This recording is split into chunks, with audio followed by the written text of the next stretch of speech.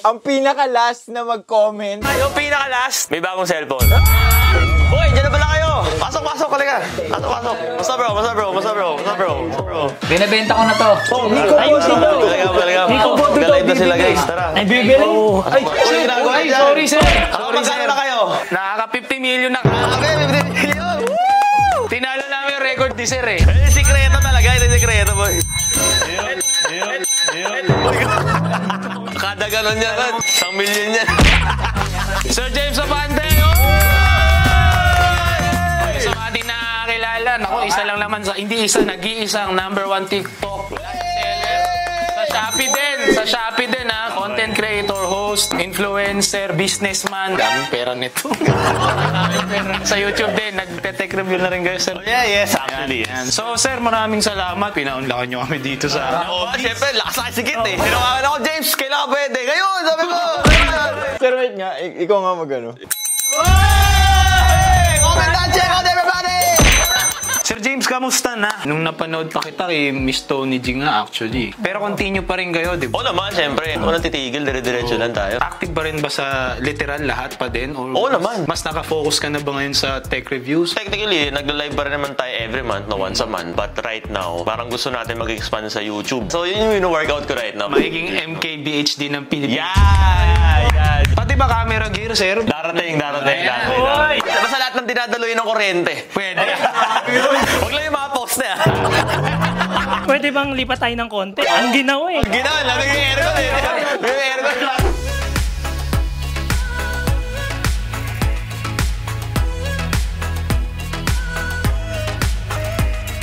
Ito nga sir kasi bata nyo po kasi sir eh. At a young age ba? Nag-start na yung mindset na yan? Saan ba nanggaling yung businessman mindset na yan? Umiyak. Bigyan mo muna.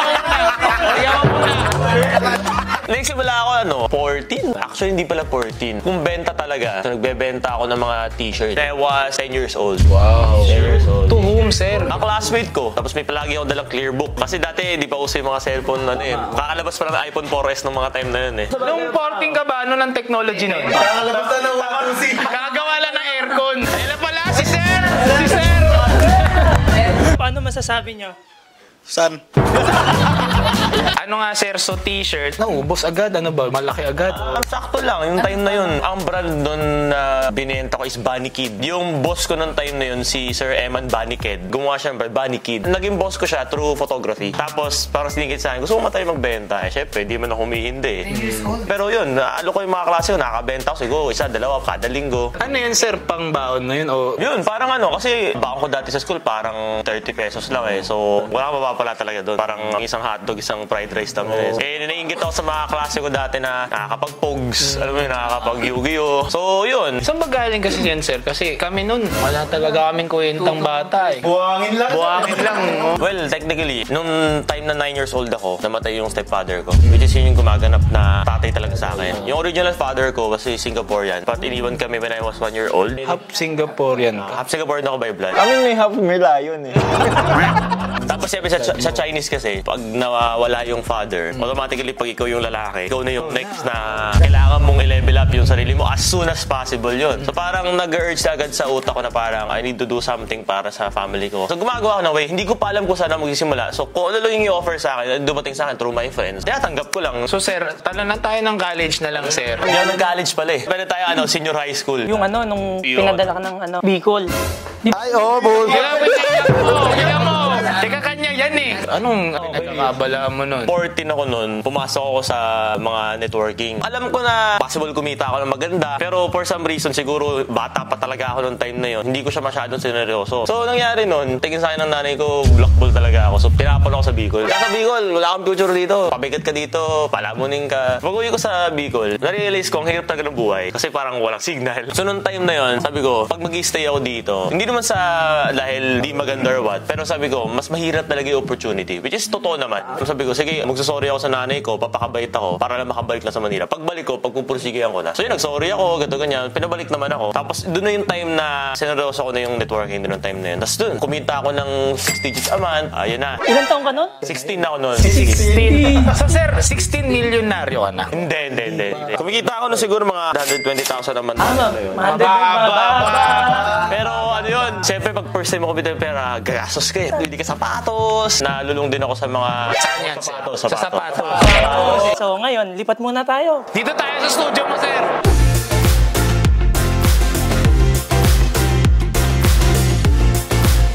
Wait lang, Sir James. Kasi speaking of lulong, parang marami kang laruan eh. Nalulung din ako dyan. So ito, may mga toys tayo. Yan, makikita ninyo mga ano. Shoutout pala kay Pop Mart. Nagkaroon kami ng live last time. Yan, ayan, nakikita nyo. Bang! Ang dami yan, boys. Sa mga gears natin na yan, ating James 3.0 team. Hello naman kayo. Hoy! Ang tahimik! Hey!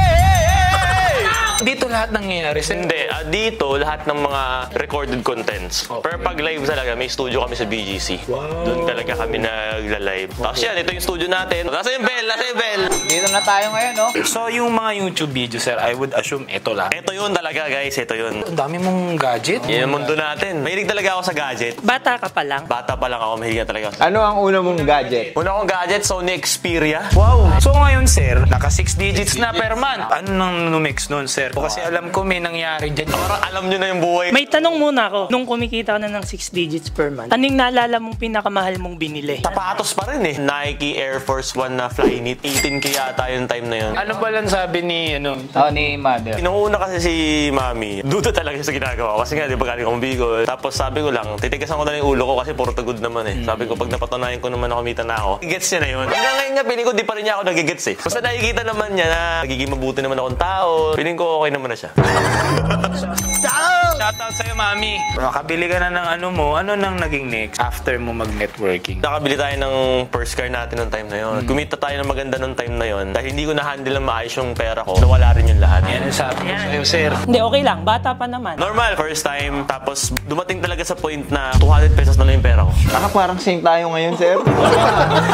Paano ka umangat nun? Noong time na yung kaputukan ng Grab car, nanghiram ako ng Grab account para makapag-drive ako. Tapos, naging Grab car driver ako for the next 4 months. Kailangan ko bayaran yung tuition ko rin noong time na yun. Magkano lahat yun? Siguro, more sa 80,000. Paano na wala yung pera mo? Gastador eh. First time ko sa Ubet, ang saya eh. Ayun na. Ganun na yun. Parang yun yung maganda pag-usapan. Computer, inom, food trip, gasta talaga. As in, Babae, sir.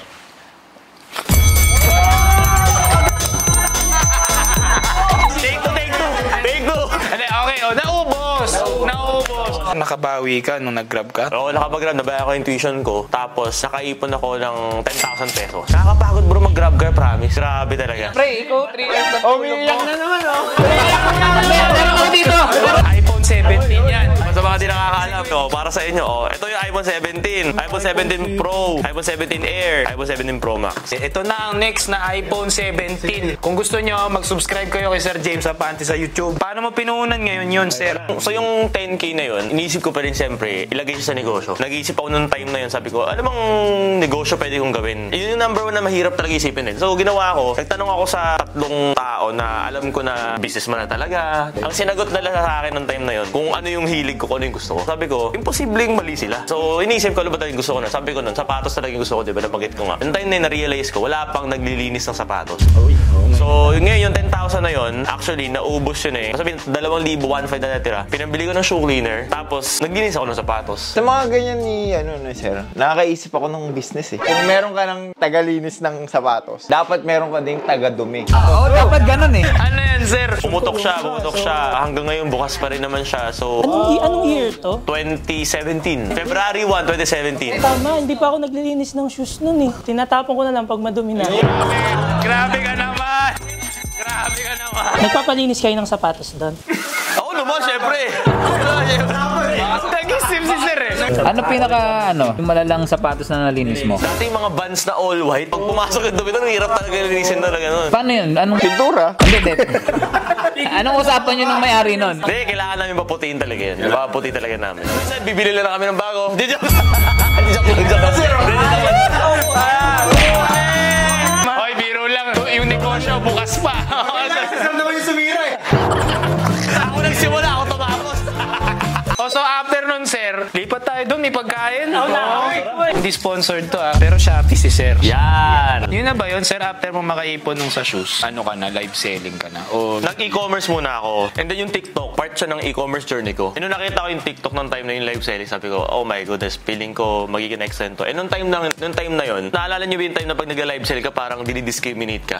Parang tingin ng tao, drop out ka. Ganun yung tingin nila sa amin nung time na yun. Pero di nila naisip actually sa buong Southeast Asia, yung live streaming talaga, mainstream na talaga siya. So yung Pilipinas talaga, palagi lang tayo 3 to 5 years behind. Nung napag-aralan ko rin yun, sabi ko, gusto ko mag-focus dito. Gusto ko mauna ako dito. Pinag-aralan ko rin yun, I did my homework, sinara ko na lahat ng e-commerce ko, nag-focus ako sa pag-live sell sa TikTok ng time na yun. And doon na nga nangyari. within 4 hours ba yun, Sir? Oo, 4 hours yun. Guys, grabe guys, yung sales natin finally nag-reflect na po sa dashboard after overnight. Guys, gusto ko magpasalamat sa lahat ng mga support at nanood at nag-check out kagabi. Pero nagsimula muna ako actually dito sa bahay.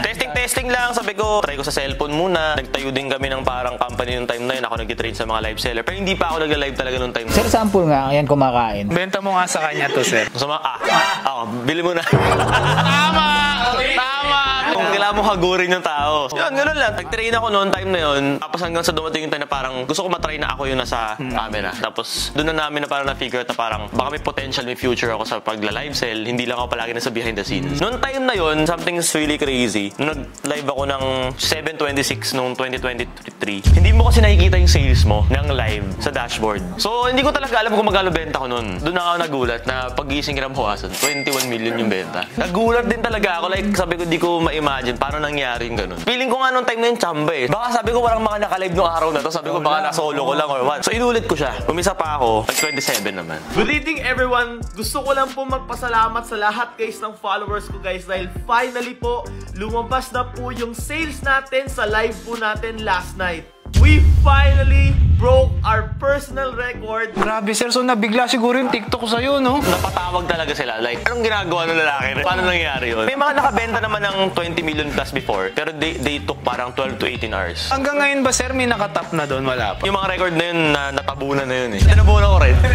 Balita ko, 107. Yung sa TikTok, more than. Yung Shopee ko nung July 5, ay nung June 5, tatalo ko lahat ng record ko sa TikTok. Pwede palang gumanyan nakita na legal. Ganun naman nasa isip mo, Brad. Brad, nandito ako ha. Tawagan mo na pag kailangan mo ng So you think, Sir, nasa iyo ba? Anong difference kung siya yung I think pag nagla-live ako, number one, hindi mararamdaman ng viewers ko na nagbibenta ako. Like, nag-enjoy lang talaga ako. Ito nga, di alam. Tayo magbabayad nito. Tapos ine-enjoy ko lang. Tapos the second, dapat yung produkto talaga pinag-isipan. Totoo siya, legit, hindi siya peke. Para kasi yung customer, ulit. Tapos number 3, kailangan authentic ka sa tao. Hindi mo sila niloloko. So yun. Nakikita kasi yun kahit sa YouTube. Yung mga tao ngayon magaling na eh. Alam nila yung content creator kung niloloko sila eh. May stigma na ngayon. Pero syempre, meron at merong mag-hate sa'yo niyan. Meron, of course. Shoutout sa inyo guys, hello! Ano usually, Sir, yung mga hate na mo? Scammer, gano'n din naman. Honestly kasi, dami tayong poser. So, hindi ko yun na may iwasan na may mga nai-scam yung poser. Iisip nila ako talaga yun. Pero nagsasabi naman ako before na kaya may mga blue check yung mga accounts natin. Pero unfortunately talaga, meron pa rin talaga nadadali. So, yun lang. Pero honestly, wala naman ako ibang... Yung iba kasi sa profile, may blue check na eh. Hindi dikitan. Oo nga! Ang galing nga yung picture. May blue check doon. May bigay kayong tips, Sir, sa mga nag-uumpisa mag-live sell or magbenta ng kahit ano na lang. Kahit isang tip lang na baka magamit nila. Kumbaga, yung James Afantino na tumawag sa tatlong businessman. Siguro advice ko, kailangan nyo talaga siyang pag-aralan. Kasi sa lahat naman ng negosyo, may tinatawag tayong science behind. Sabi nga ni Mr. Beast it's just that na mas may alam ako compared sa iba, kaya siya nagpa-viral palagi. So if you know more than anyone else, dito talaga magsisimula yung lahat sa mind. Madali mo ma-execute yung lahat. Know your product, know your customer, know kung paano nag-work yung live. Pag may nararamdaman ka sa sarili mo na parang hindi ka pa confident, ibig sabihin, hindi mo pa siya alam. Makakaramdam ka ng confidence automatically pag alam mo na yung bagay na yun. That's the signal. So yun, Sir, tama, mag-prepare. Mahal na advice yan, ha? Tapos, work hard. Huwag kang tamad. Sabi nga ni... Basta yun. Basta yun! Work hard ka. Kasi wala pa rin tatalo sa sipag. Sino ba inspirasyon mo ngayon, Sir? Ha?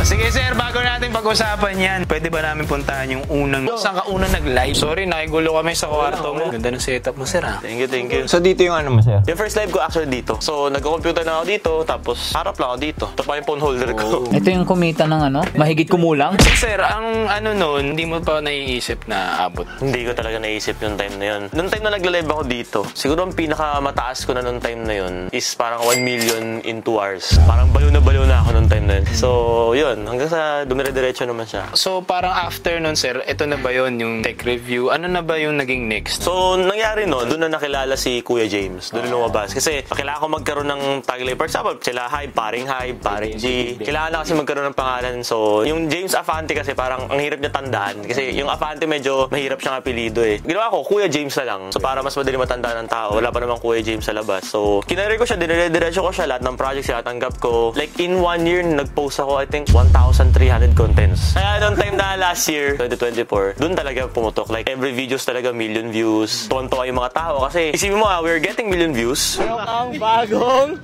Huawei MateBook laptop. Bakit totoo? Totoo nga!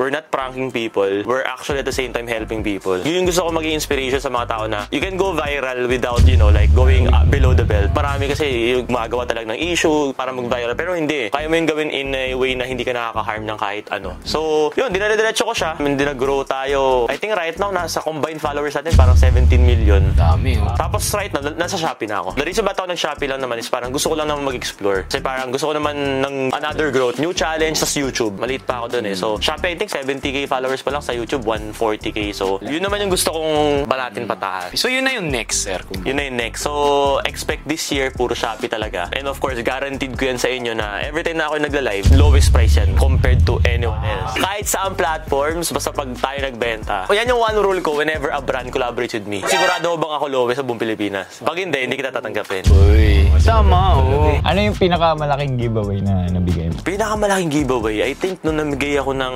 iPhone, laptops, TV, wala nga na, washing machine pamigay ko, rep eh. Of course, iPhones gustong-gusto ng tao. Yun. This year, I'm building more. Nakikipag-partner with more brands na para pag nagbigay ako ng cellphone, hindi lang cellphone bibigay ko. So baka magbigay na rin ako ng bench products, sample damit, sasabay ko na siya. So ganun yung ginagawa ko. Same goes with kila paring Hype, ginagawa nila every time na may bibili ng watch. Yung jacket automatically freebie. Pero gagawin na rin nila. Sa pagkakaalam ko kasi magkakaturo pa naman kami. May mga vouchers sila ni bibigay na galing sa mga ibang kaibigan ng mga brands. So ganun din gagawin ko. Pagbigay ng phone, bigyan ko rin sila ng damit, pabango. Ano, sir, ang ano? Noon pa ba gusto maging tech reviewer? O... Nabivision ko siya, pero hindi ko alam kung kaya ko siya gawing reality nung dati. Ngayon, kamusta? Pagod! Pagod! Grabe! Na-realize ko nung first time, nung mga first contents ko, yung mga virus namin galing sa internet. Pero nung time na passes, parang kailangan ko talaga siyang gamitin. Kailangan ko siyang gamitin at least 3 to 7 days. Para pag kinausap ko yung camera, alam ko talaga yung, ito yung problema niya, dito siya nag-shine. So yun yung nakakapagod. Pero that's what we do to be number one. Ito yan, sir,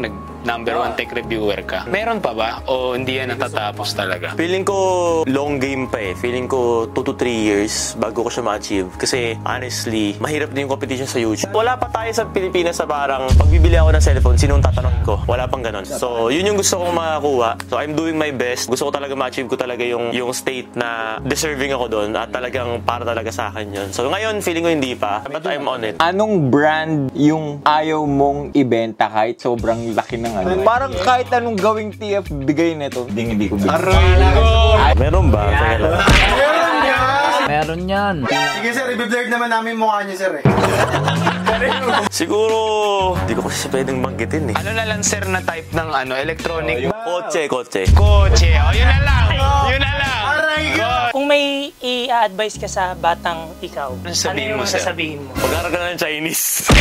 Kasi, gagawin dito, mag-aaral ako ng Chinese talaga right now. Nag-aaral ako ng Chinese grade 1 hanggang 2nd year. Hindi ko pinag-aralan mabuti. I think if I know Chinese right now, mas iba talaga yung ma-achieve. Oh, look! Grabe Chinese. Ito guys, like Chinese book yan. Step follow yung Chinese eh. Bihili niya talaga sa akin ng bata ko na, James, mag-aaral ka Chinese kasi yan yung gagamiting language ng mundo in the future. Which is nangyayari talaga right. Pag nag-travel ka sa Hong Kong, Vietnam, wala marunong mag-English bro. Chinese talaga. Tsaka, alam niyo diba, nag-iiba ang presyo pag nag-Chinese. Bumababa talaga. Even yung niligawan ko, Chinese. Ayan na, si inspiration.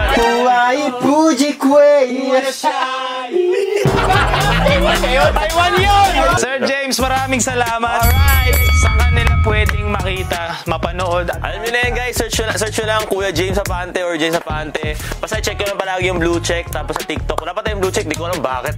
And don't forget yung Shopee, meron tayong 99, 10, 10, 11, 11, 12, 12 this year. So mag-ipon ka na. Tandaan nyo pinakamababa. Maraming salamat kay Black Cookies by the way. Thank you sir. Grabe. Ang pinaka-last na mag-comment dito sa video na to. Yung pinaka-last, may bagong cellphone.